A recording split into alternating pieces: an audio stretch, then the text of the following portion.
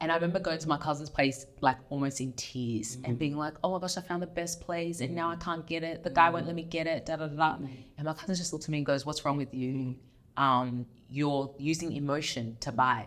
Oh, wow. And that's not how you buy property. That's like powerful. if you're not going to live there, if that's not your family home, that you're going to live there, you need to take emotion out. He's like, this is a business transaction. Stop behaving like that.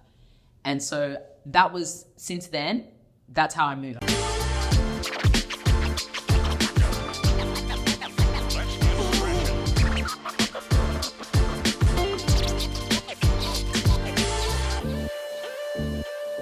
So hello everybody, welcome to another episode of Black Wealth Connect. Today we have a very, very special guest, somebody that's been highly requested.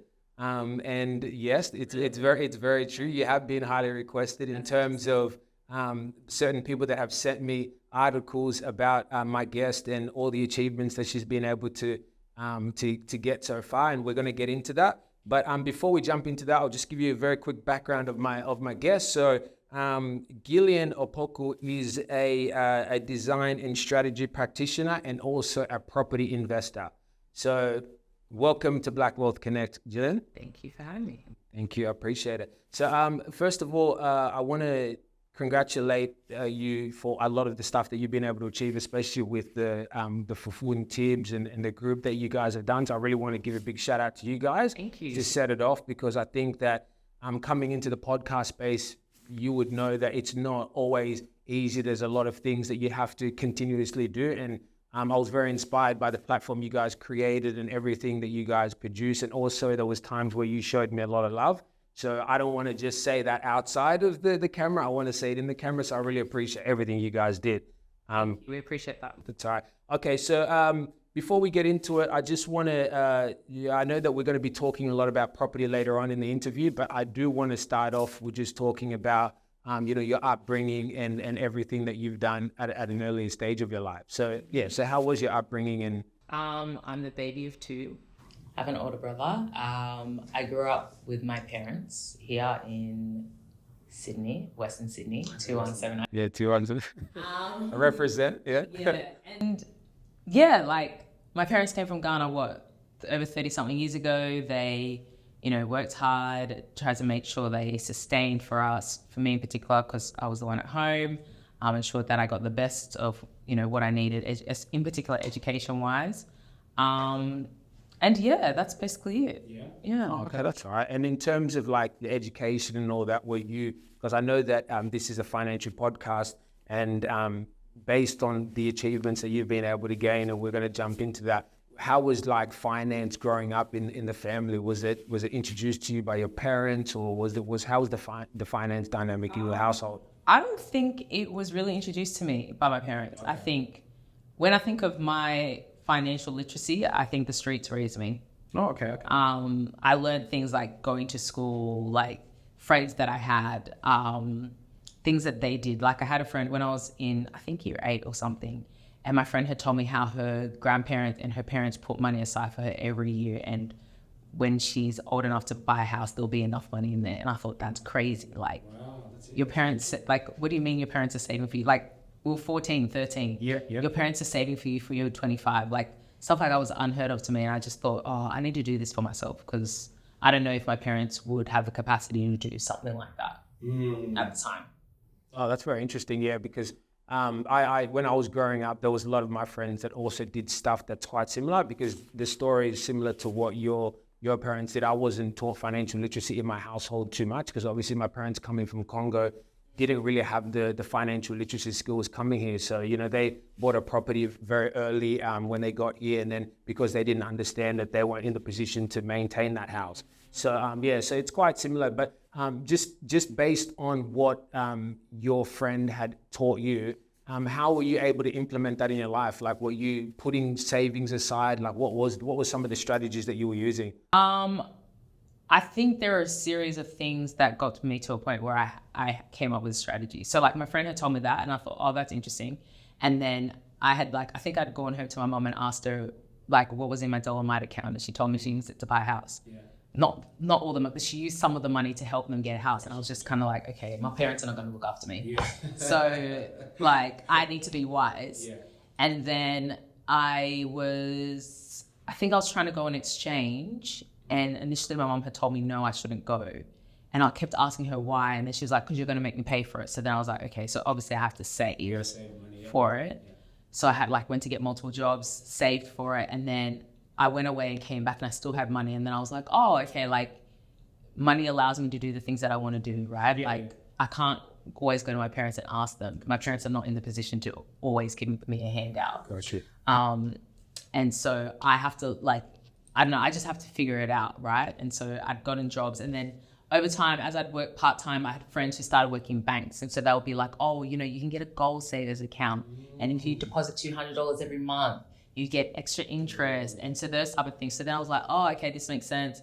And then it just built up I had one friend who worked at a bank and had told me how they had split up their savings into two separate savings. So big savings and small savings, one for travel and one for big stuff like the house and stuff like that.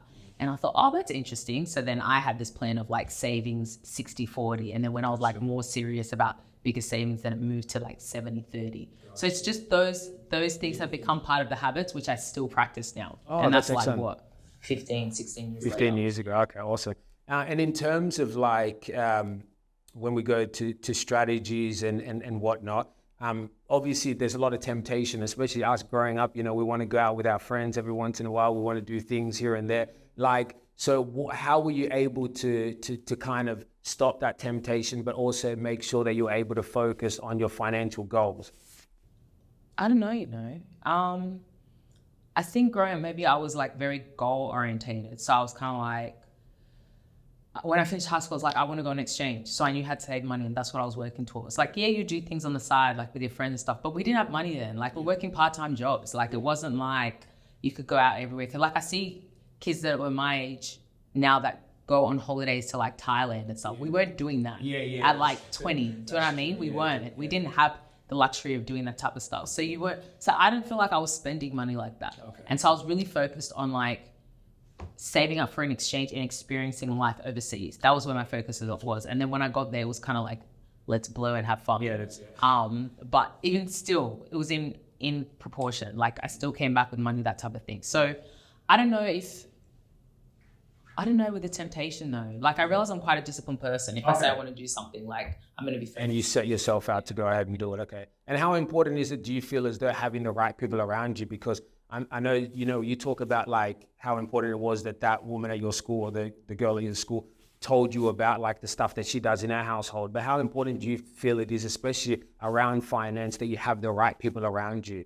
I think it's super important, but it's also not necessarily having the right people around you per se. It's just certain conversations.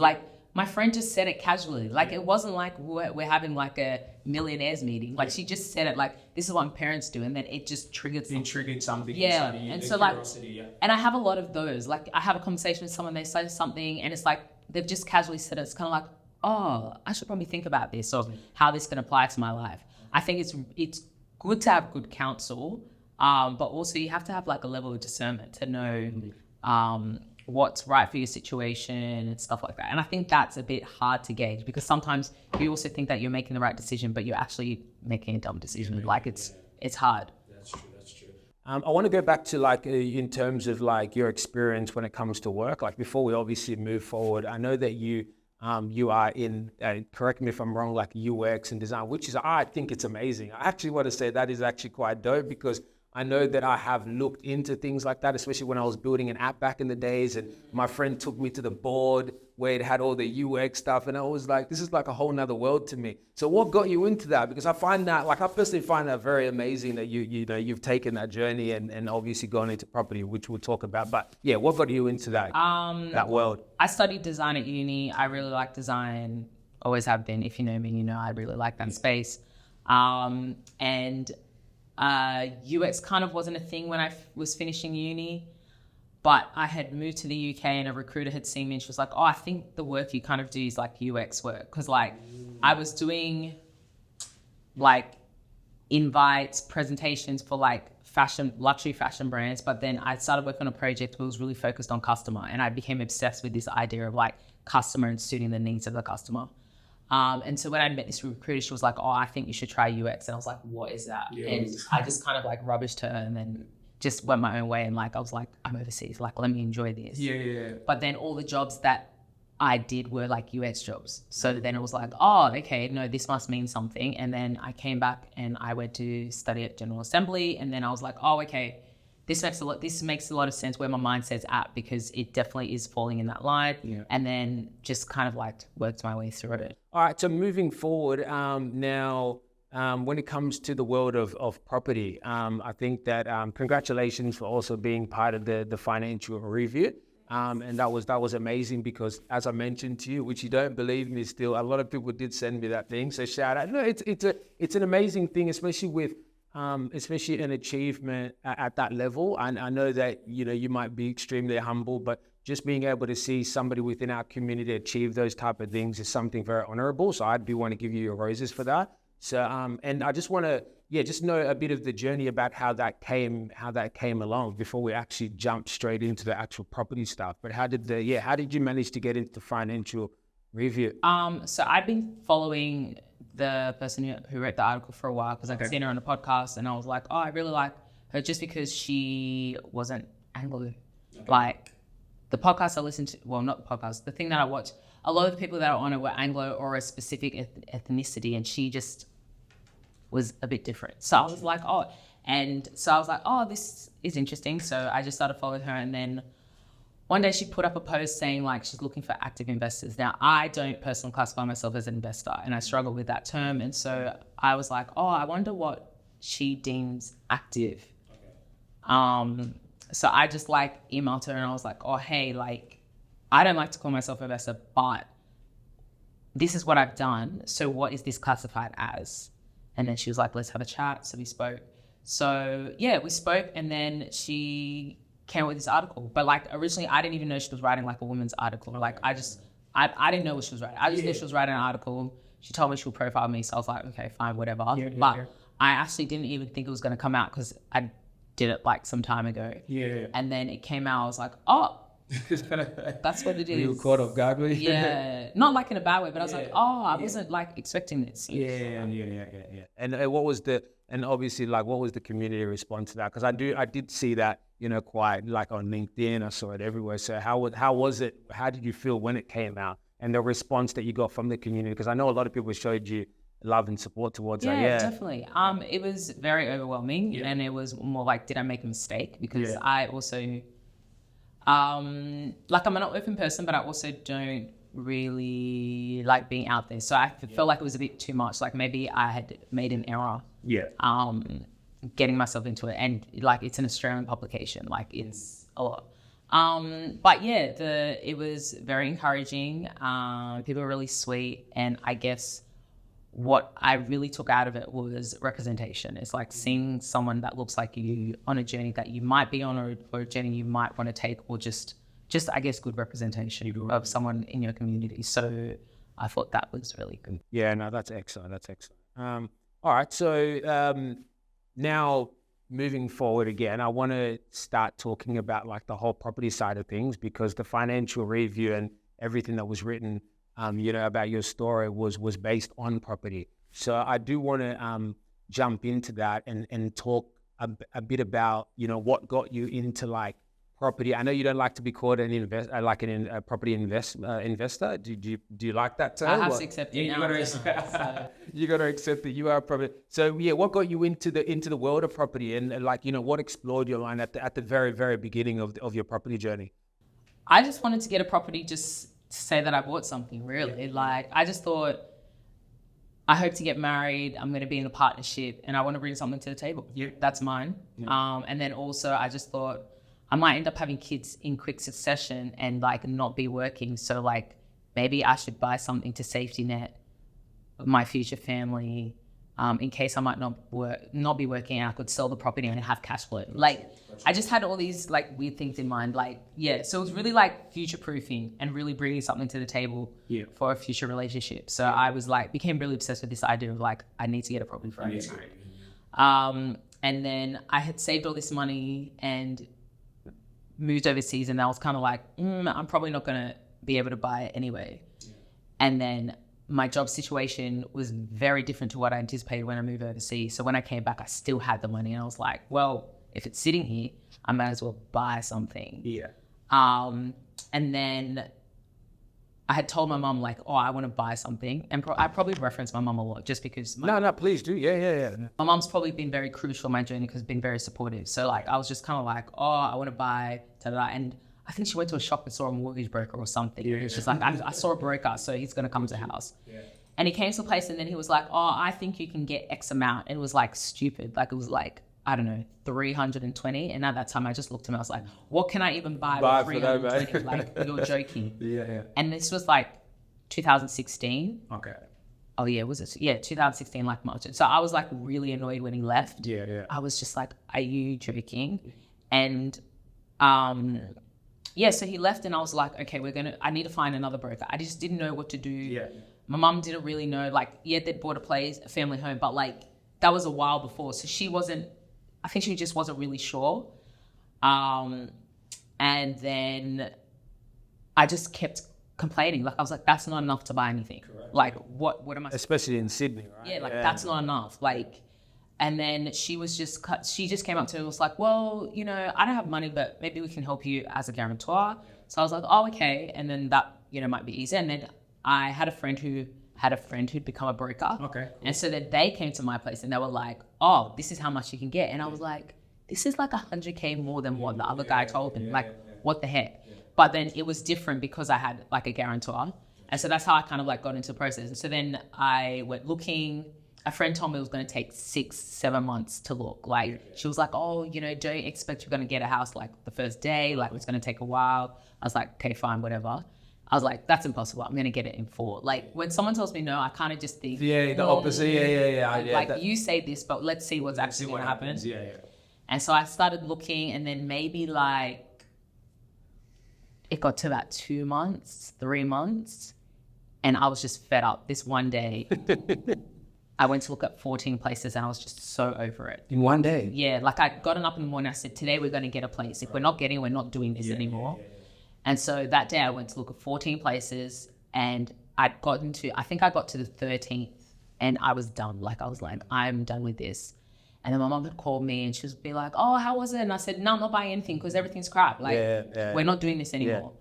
And then she was like, oh, but I've seen this one place that I saw on Tuesday. Mind you, it was a Saturday. I'm just like, what the heck were you doing there looking for a place on Tuesday? But like, she was trying to support you. So she was just like, anyway, it doesn't matter. Like, come and meet me there. And I was like, no, what were you doing? And she's like, just let's go there. Yeah. So we went, and then I actually I saw the place in 5 minutes, went to put an offer, and then got it. And then I thought, oh, this is very anticlimactic. Like, people say it's a big deal. Yeah. But nothing's happening. Like, this is like, there's more excitement buying a brand new car. Like, when you buy a brand new car, you go to the dealership, they give you like the streamers. Sometimes they've got balloons. Yeah. No one's giving buying a property is not like, they can't put a bow on. Yeah. So then I just thought, this is actually not a big deal. Like, this is not as hard as everyone's making out to be. So I was like, this is not hard. Which I'm apologies to people who think it's very hard. Like, I understand that, but like, just in that moment, I just thought, this is not. We're going to simplify. Yeah, I get what you're saying. Yeah. And then after that, things just happened in my life, and just I then was like, I can't afford to live there by myself. I have to have tenants, and also I didn't want to live in it. So you bought it as an investment. Well, there was a possibility that I was going to move into it, and then things changed. It was like, I don't even want to live in it. And then I became really obsessed with this idea of my parents being guarantor and getting them off, because I'd watched too many 60 Today, Tonight, and Current Affair. Yeah, and things can go. Parents had offered guarantors to their kids, and then now they were after their parents' home. And even though my parents didn't feel that way, I felt that way. Yeah. So that's how my obsession of like figuring out how to get off guarantors, get a guarantor, how to get something better, in a better location, and stuff like that. That just, it just turned into something else. And then I just became really interested in like just seeing properties and seeing the growth and like seeing how you can capitalize and all these type of things. And then that's how it just spiraled. But the amazing thing, like, I love it that, you obviously were given an opportunity from, the support from your mom, during the process of you purchasing your house, but also being able to, because I have, I work in the bank, and also I understand the importance of, guarantors, and sometimes it's good that you had that mentality to be like, although somebody was able to assist me to get the property, but also I was able to then move forward and try and look for ways for me just to own the property on my own.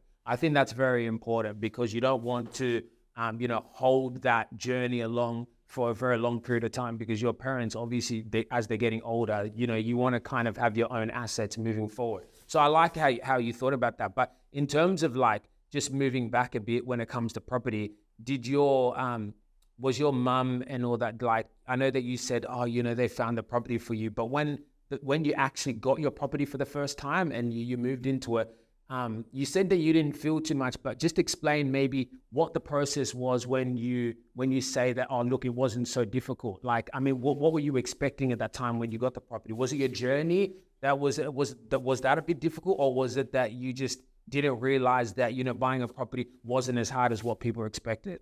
I didn't move into that one. Okay. So that was purely an investment. That's purely an investment, yeah. But when you talk about, the difficulties and stuff like that, yeah. It just didn't seem that big. And then also, I bought the property before the banking review. Okay. When they were a lot tougher. Okay, got you. So like, I think now, like, even if you get a guarantor, you still have to put money down. Yeah. I didn't put any money down. Okay. Like, the only thing I paid for was stamp duty. Yep. And so like, going through that, signing pieces of paper, like, and I know this sounds so minimal, but it was like legit signing pieces of paper. Even I remember my broker was like, oh, maybe you should see a solicitor because your parents are guarantors. Maybe you should see a solicitor about like the legal implications. Implications, yeah. Implications. And then I remember my mom being like, why would we do that? Like, so everything just became so simple. It was like, sign a few forms. I see my name, I see my parents' name. And then it was like, it's yours. Yeah. And then I just got basically a bill to be like, oh, this is how much you need to pay for stamp duty. That's how much money that I had that's pretty much how much I had in savings and closing costs. Yeah. And like, it wasn't that much now. Like, now that you think of it, like that was what? It was under 20 grand to do that. And you're lucky because you bought back then, obviously now the price is... Exactly. Now see the difference? Yeah. So that's why it's like, oh, it's not that... It wasn't that much, yeah. Now that you actually take my mind back there, in 2016, it probably wouldn't have been as difficult as trying to buy a house in 2024. Yeah. The interest rates and I remember having a conversation with someone after it, telling them what I did, and they were like, I don't get how you didn't put money down. Yeah. And I was like, what? I don't know. Like, that's exactly, and this is somebody who worked at the bank, and they're like, I don't understand how you didn't deposit money onto that property. And I was like, no, I didn't. It could have been, obviously it could have been many things, or just depending on what the strategies were around in purchasing those properties back in 2016, maybe. There was just no parameters like there are parameters now. Right? The bank wasn't scrutinizing like your finances the way they are now. Exactly. Right. So it was definitely a lot different, a lot easier. And you like, even our parents would, the ones that own properties, they would probably say exactly the same thing. Because when my parents first came to Australia, they were literally, the banks were coming to them. They weren't even going to the banks. Offered them the money. So nowadays, for you to get money from the bank, obviously there's a thing called a responsible lending, which responsible lending, you have to meet certain criteria in the bank. And that is what makes it difficult now. And all the time the policies change within lending. So that's the reason why it's quite difficult compared to the way it used to be back in 2016. But I do understand what you're saying. Back then, it would have been almost like, here's the property to some degree. Yeah, basically. Okay, so obviously you then were able to get your first property. And then after that, moving forward, what was the process? Because in order for you to now purchase the property after, what was some of the challenges, or if there was any, or was it as simple as how it was purchasing the first one? So after I got the first one, I was kind of like, oh, I need to get my parents off guarantor. And I just remember like, I'd gotten a new job and I just legit just called the bank and I said, how do I do this? Yeah. And they were just like, you need to down pay 20% or like the property needs to go up in value. And I was like, what? Yeah. Like I legit thought like I could just call up the bank and switch it off. I'll switch over. So then I was like, oh, so now I have to actually figure out what this actually looks like. Yeah. And then the property actually didn't go up in value. It kind of stayed stagnant. So how long did you have it for up until you realized, okay, maybe I'm looking to buy another property? Was it like 2 years, 1 year? How long was it? Yeah, maybe two. No, it was maybe 3 years. Because it was my only one, I was really focused on it. So like, I'd made a lot of extra payments onto it because it was like, I was like, at least if I just need one. I need one that's at least got my name to it. To get yourself into the door. That I've paid off, that type of thing. 100%. So I had like made extra payments over not like the few years and stuff like that. And I was kind of just like, yeah, this is probably all I can do. And then I have a friend. I used to work with her a very long time ago, and she used to tell me how she used to give 50% of her salary to her parents, and I thought it was the craziest thing ever because we worked part-time. Yeah. And then part-time, not even. Yeah, we'd work part-time, and I just thought this is wild. And she bought a property, and like her siblings all had properties, and it was like I don't even think she was even 25 that time. Oh, no, she would have been 25. Yeah, maybe she was 25. But like this was someone who hadn't finished uni and all this type of stuff. And so I was like, what's happening? And I remember going to dinner with her, and I'd gotten a new job. And we were talking about salary. And I was like, I have this new job, and, now we have, like, I'm getting paid more. So, we'll just focus on this one place. And she just thought, that's ridiculous, because she was getting way less than what I was getting. And she was her and had more probably, And I think by this time we'd have a conversation. It was maybe up to 3, maybe. Wow. And so that triggered something in you, So I was just like, what? And she's like, I don't know what you're complaining about. I think you need to think about this properly. Like, you make decent salary. Like, if I can do it, why can't you? And she was just kind of like, I know that I've gotten help here, but it's almost like your help is what you've gotten in pay. So why can't you? That type of thing. So then I was like, oh, okay, let me think about this. And then I kind of like went to do some sums, and then I like went to my broker, and I was like, oh, I actually want to move out. It's not necessarily that I want to buy another investment. I want to move out. So what does that look like? And then we kind of went through that. And then I kind of went to the next thing. So then I've kind of gotten over the guarantor thing, because I was like, I'm not going to be able to do it now. But then buying, because I'm just older and I just want to leave and move out of home, I can focus on that. And then that can maybe rearrange the situation. But even after when I bought that, I still couldn't get off the guarantor thing. And then I ended up remortgaging maybe the year after. No, actually I lie. I ended up buying another one. Oh, you bought another one. Okay. And then after that, I ended up remortgaging. And then was able to get my parents on as guarantor. So that was maybe like 4 years down the track. So it was probably just the structure itself. After a while, you put yourself in position in order. Then it was able to help you take your parents off guarantor. Because it's important. As you would know, and for the viewers, it is important to get, your structure right, especially if you're buying multiple properties. It's your structure and how you're able to maintain those properties, and also that it doesn't hit your pockets dramatically, which we'll talk about. When I was trying to buy the first one, I'd seen this property with my mom. Like, my mom's an OG, man. Like, this property shout out was to your like, mom too. Yeah, I feel like she's really big in your journey. She's such a G. So we'd seen this place, and it was beautiful. Like, it was on the top level. It was facing the river, which kind of sounds like where I live now, but no, this one was facing the river. It was like in pristine condition. It was amazing. And it was more than what my broker had said that I could borrow. And my mom's like, we should get it. So we go into the property, we go with the agent, we look around, and we leave. And my mom's like, we're going back upstairs. And I was like, excuse me? She goes, let's wait till the agent goes away and we're going back upstairs. I don't encourage it. But that's what we did. That's what happened. And then the agent, funnily enough, came back in his car because he realized that we didn't walk to our car. So me and my mom had to run and duck. And then we went back upstairs and we went to have a conversation with the owner. And we were like, my mom was like, we're going to put this much down. Like, she'll take your number, she'll message you, we're going to get this and we're going to do it without the agent. Like, that's how my mom was like, moving. And then he was like, F these agents, I don't like them, Like, so we're like, cool, this is going to happen. Then we started messaging after, and then all of a sudden he went ghost. Oh, really? And then I think he was rude to me, like after, like it was just weird. Like the interaction was weird. Yeah. And I remember going to my cousin's place, like almost in tears and being like, oh my gosh, I found the best place and now I can't get it. The guy won't let me get it, da da da. And my cousin just looked at me and goes, what's wrong with you?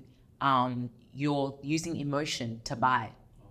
And that's not how you buy property. That's like powerful. if you're not going to live there, if that's not your family home, that you're going to live there, you need to take emotion out. He's like, this is a business transaction. Stop behaving like that.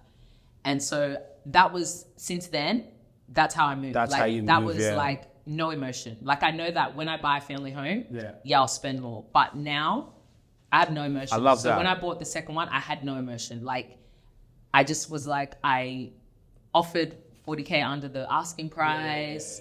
The agent was like, what the heck? And I said, offer 35. You need to go back to the thing because legally, like it was like I was ready to play. You were ready to play the game, because you were taking your emotions out of it. That is really amazing. I love that you say that because I got that realization, quite recent too. Because the property that I was living in, I just recently moved myself, and the property that I was living in at the time, which is probably only maybe 3 weeks ago, I literally love that place. That's like, but then I started realizing, is this where I'm going to be long term? I started asking myself, if I'm not going to be here long term and this is eventually going to turn into an investment, then why am I holding on to it? And I've always been like that, especially with cars, especially with certain things, because I've always been like an object person. And when something belongs to me, I'm like, no, it belongs to me. But I had to kind of eliminate that from my life. So I love that your cousin gave you that advice because somebody just recently gave me that advice. And it also changed the way I think. So now that's really good. So now that you have this mentality moving forward, so you're able to now use this strategy with all the properties that you purchased after that. Is that how you kind of just were able to like navigate and build the portfolio that you have now? Yeah, with the same mentality. Yeah, definitely. Because it's like this is a business transaction. This is a business transaction. So this is not the home that I'm going to live in. Yeah. So even though obviously I live in the home that I live in now. Yeah. But there are certain factors that took all the emotion out. Like I saw the property in the dark. Yeah. I saw it when there was no electricity. Yeah. So I was just like, it wasn't in the area that I wanted. I was just like, I was complaining about the carpet. Like I just had no feeling. No feeling towards it. And then other places that, I bought same kind of attitude. Yeah, got you. Okay, I want to talk about you got very interesting stories when it comes to purchasing your properties. There's that we've talked about this outside of the podcast, and I know your journey with purchasing properties is very unique. I want to talk about the management and how important it has been for you and understanding, because a lot of people don't realize that after you buy a certain amount of properties, it starts to become like you need to have a very good management team, or you need to look for people that are able to manage your property well if you're not willing to do it yourself. How important has that been to you to find the right people to manage? Obviously it is important. Have I gone far to find people? No, not really. Okay. So what's been your strategy right now, I should ask you? Well, with the first one, I did have an agent who probably wasn't great. Okay. The person that Which does happen. Yeah, it does happen. From. Yeah. Because kind of when you purchase, you just let the person who sold it to you manage it. Because usually you don't know other people, so you just let them manage it. Yeah. They tell you we're going to offer you a discount, blah, blah, blah. Cool. Yeah. And then I had a tenant move out, and then he was like, oh, no one's going to live in it because COVID, da-da-da. Yeah. And I believed him, where really I should have called other agents. You should have but called, I didn't. Yeah, but that didn't occur to me. But that's a learning experience, that didn't occur to me. So I thought I could manage it, and then I ended up with somebody doing illegal activity, and that was a pain. And then I had a conversation with a friend who had told me about an agent who had been helping her family and was like, they're really good. So I called them up with my issue and was like, I need help. I now understand how agents work. So like, what can you do for me? That type of thing. And I ended up getting them. So that's definitely been a better journey. The other places that I bought, the agent has been good. So I haven't really had to like be bothered about it. Yeah. So I just feel like if you are not happy, you have the right to change. Yeah, the right to change. Like threaten the agent and say you're going to take business off. We're not you have it. Take it off them. Like that's what my friend did and got a new agent, and it worked. Yeah. And so like I didn't have an agent at the time, but I got a new one and it's better. And I'm very honest. Like I do that with my brokers and stuff like that. I'm if you don't give me what I want, or like if I say I want this and you do the opposite, I'm going to take my business elsewhere. So like, let's be realistic here, right? Don't take the piss, that kind of thing. So. No, that's good. I guess that falls under discipline, you know, because if you want a certain thing, obviously at times you can't always get what you want, but as long as you put it out there and you work with the right people, because I think your mentality is quite similar to me. Like I'm the type of person, when I say I want something and I need to strive to go get it, I will do everything in my power to go get it, even though sometimes it doesn't work, but just finding the right people that have the same mentality is very important. Now I want to get into just really quickly about like investment properties. And I know that, you know, you're fortunate enough to be in the position that you are right now, where you do own a few investment properties. In terms of like the rental yields and you know, learning about all those type of things when it comes to, you know, positive gearing, negative gearing, making sure that, you know, your properties have tenants in there. Where have you been able to learn all that stuff? And yeah, was it self-taught, or was that part of the people that you had around you in terms of like your brokers, etc.? I think it's a never-ending journey. Like when I was first buying, everyone was like, "Yeah, negative gearing is great," but now I'm like, "No, it's not." And then I'm like, "Positive gearing is not great." Yeah. Do you want to explain? Do you want to just break down a little bit why, what you've learned in between that time, why it's not, why it is? I just think, okay, so with positive gearing, I'm just a bit like, because it's additional income. Yeah. So if you're in a tax bracket that's already high and you're now getting more money on top of that, what's the benefit? Like, yeah, it's a tax break, but really, like, do you know what I mean? And you have to then spend money to get the tax break. Gotcha. And then with the negative gearing thing, they say that like, if you're on a high income, it's a good offset, but then it's like, if I want to see, sometimes like if the property doesn't go up in value, or you don't need to do repairs, all these type of things, then maybe there's not enough to tax claim on some years. So then what are you actually getting? Like, I'm in this circle of, do I even believe in property now? Like, I'm not sure if it's like, I don't know, maybe it's the market that we're in now, where it's hard to quantify a lot of it and to be like, oh, does this actually make sense? Yeah, gotcha. And it's ever growing. Like, you could probably ask me in 2 years' time and I'll be like, property's the best thing. Yeah. And maybe I would have told you 4 years ago that's the best thing, but now I'm just like, I don't know about that. Yeah. So you continue to learn, interest rates change, your views change, things change. Yeah, gotcha. I just want to, you know, as we slowly start to wrap up, I just want to ask you about, like, you know, in terms of advice and everything that you've done in your property journey, and I know that you've done a lot, right? Like, you know, starting from the beginning up until where you are right now. Like, what's some advice that you can, or, you know, just things that you're able to give to the community, people that will be watching this podcast, in terms of, like, you know, just what is your advice in terms of buying property? Like, you know, take the fear out. Like, what do you feel as though is a positive message that, you know, you're able to pass to the community in terms of property? I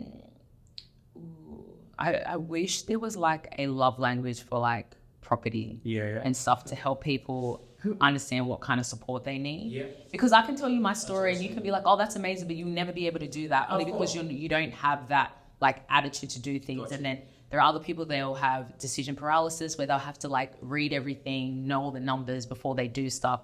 And I'm kind of not like that. So then,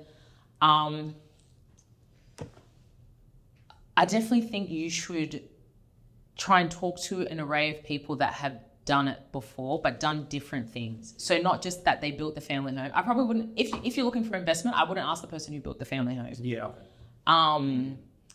I'd go by the people who actually went to get an investment, like who mentally went to get an investment. Not that they built the family home and turned it into investment, they went to get an investment. Talk to those people because their stories are going to align. If you're looking for investment, are going to align with you. If you're looking to build that family home or to buy that family home, talk to the people who've done that. And then also talk to an array of people who even like, they've bought, but they've sold it, those kind of things. And then also see within your networks who, you know, your friends who have banks, who work at banks, or they know a broker, or they know the story of their workmate that bought something. Like all that actually helps. Yeah. Like I know stories of like friends that have told me of their friends that they work with and stuff like that. Like you learn from even those stories. You learn from people, yeah. And then rein it in for yourself and look at like, this is my situation, this is what I can afford, or this is what I can do, or this makes sense to me. Also do your research, read stuff. If it means read articles, watch stuff, depends on who you are and how you process information. And then make that decision and just go with it. Like, you can't make a perfect decision. It's very hard because you can't time the market, right? Exactly. So sometimes you just have to take a stab at it and just do it. And like, if it doesn't work out, just lick your wounds and then keep it moving. But you have to try, because what I see often is like people just go round and round and round and round and round in circles. And then they'll be like, oh, I want to do this. I want to make X amount. And it's like, it doesn't always work like that. You can't determine like that. You can't forecast it like that. That is so true. So do that. And then also kind of recognize the person that you are. Like if you're not someone who like can really negotiate that well, get someone that you know that can do stuff for you. If that can help you and support you, do that. Or if you, I even think like even go to open homes. Yeah.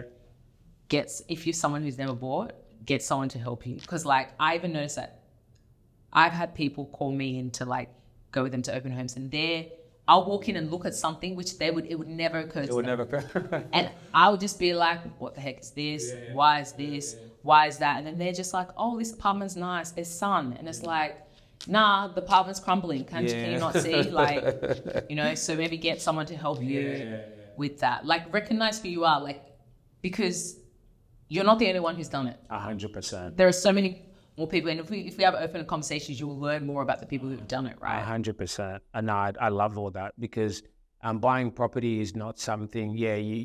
I do agree with you highly that you should seek advice and you should work with people that have done it, because that's very important. And I agree, because when it comes to especially investments and different strategies, and different people do things very different that works for them, but also try and figure out what is going to work for you. Do you still just going on with your journey, just really quickly back to that, do you still educate yourself at the moment in terms of like, property? I know that, your property portfolio is eventually going to build more, or depending on what you do, like how are you keeping yourself up to date with education around the property market and things like that? Is there much that you're doing? A lot, but that's because I like property. Yeah, of course. But so I like it. So like, I'm constantly, like people like scroll through TikTok. I scroll through realestate.com. No, that's beautiful. That's my thing. Yeah. And I'm always looking at like, if this is a good time to sell, or like if this is a good time to go and buy something else, or just, I listen to property podcasts. I don't listen to them like, not like religious with it. But I definitely watch, if something comes up on my feed, I'll watch it. If there are podcasts, if I see something intriguing or something that might relate to something that I'm thinking about, I'll listen to it. I don't tend to read a lot of books though. I read a lot of articles, but I don't tend to read a lot of books, only because that could be a fault of mine, but only just because I just feel like books can be dated. If I listen to a podcast that was created last week, you're telling me in this current market. But if I read a book that was made in 2006, that's very different to what's 2024. And so that's why I struggle to like read the book things, because I'm not sure if like the same principles apply back to when the person at the time wrote the book versus what's happening now. So like, for example, like The Barefoot Investor, I didn't read that until like maybe last year, right? And there's a Facebook group that I'm in, where everyone's just like, all these young people in it are just like, the barefoot thing doesn't work now in 2024. I'm not saying it doesn't, but I'm just saying like, people are just like, oh, it doesn't work now, but it works for the 40-year-olds. Because they're just saying the economy is so much different now that doesn't seem to fly through. Now with cost of living and stuff like that, people can't be splitting up their money in 4 different pots like that. Exactly, Do you know what I mean? So this is why, that's why and Barefoot has even updated like the content. Okay. Since when he first released or whatever, he's updated the content with something that's more like relatable to now. But my thing is, because I just feel like books are dated. So like, I'll listen to podcasts. I'll read articles that have come out. So you really try and keep up to date with what's happening right now, as opposed to going back. No, that's a good way to look at it. That's actually a very good way to look at it. I never thought about it like that myself. But just keeping up to date with the market and things like that. Is there, so apart from that, like, is there anything else that slowly wrapping up, is there anything else that you like to do outside of like the property stuff and all that stuff? Is there anything else that you're looking to explore? I know we talked about shares a bit on the phones, and I'm not saying that, we're expert in shares right now, but is there any other things that you're looking to invest in as opposed to property at the moment, or getting advice or looking into? I've definitely shifted my focus a lot to shares. Shares, now. okay, beautiful, yep. And then still learning the ropes and things like that, yeah. Or you feel like you're an No. Even property, I'm not an expert. No, of course. All. No, of course. The shares definitely, I'm a lot. Like, I'm getting there. Beautiful. So just like with my first place, like it takes time, right? Yeah, and I'm definitely getting to a better spot with the share stuff, and then probably it's like, what's the next thing? But I don't know what that is. I'm just open because I just want to live a comfortable life. Financial freedom, of course. Yeah, I just want to be okay. So what are the options? And it's not necessarily I'm trying to gamble life. Like, I'm not trying to find a quick money scheme, no shape or form. And it's not necessarily like I need to make money ASAP, anything like that. It's just that I want to be comfortable. I want to be all right. I don't want to have to like work every day, that type of thing. So I just explore my options. I'm fortunate enough to have good group of friends that are kind of like of that mindset. So we're all trying to help each other with what we can do. If it means like maybe looking at property overseas, or if it means, going into a consortium, like buying something together, or if it means putting more money into shares, what shares, how we plan that, all that type of thing. So beautiful. It's forever a journey, yeah? It never stops. No, I love it, Gillean, and I love it because I'm on the same journey as you. We talked on Zoom for a while, and I think that everybody's trying to explore different ways to become financially free. And obviously, property is just one avenue, and there's so many different avenues that we're all trying to explore. So I really want to say, thank you so much for everything. I know that you've basically you've given me your time today. You could have been anywhere else right now, and I got you. Okay, thank you so much. For being on Black Wealth Connect. I really appreciate it, and thank you.